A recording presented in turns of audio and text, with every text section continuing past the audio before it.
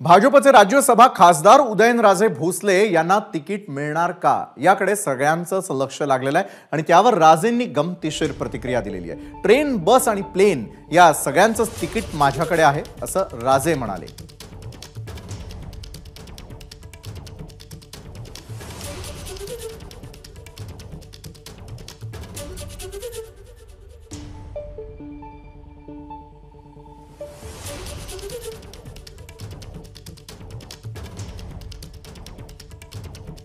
सध्या आता तिकीट वाटपाचा जो काही घोळ चालू आहे, नाराज आहेत लोक, काय सांगाल तुम्ही त्या संदर्भात? काय सांगू, माझ्याकडे तिकीट आहेत ना, प्लेनचं आहे, ट्रेनचं आहे, पिक्चरचं आहे, बसचं आहे।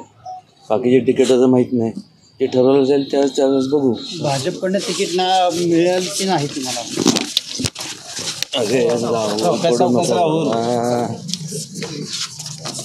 आम्ही पडलो चालेल, तू पडता एवढा निर्णय काय असेल तुमचा? सॉरी, त्याबद्दल आता बोलणं उचित ठरणार नाही।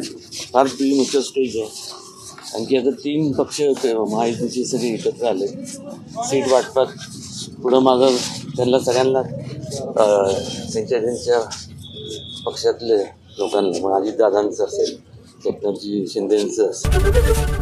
एबीपी माझा, उघडा डोळे बघा नीट।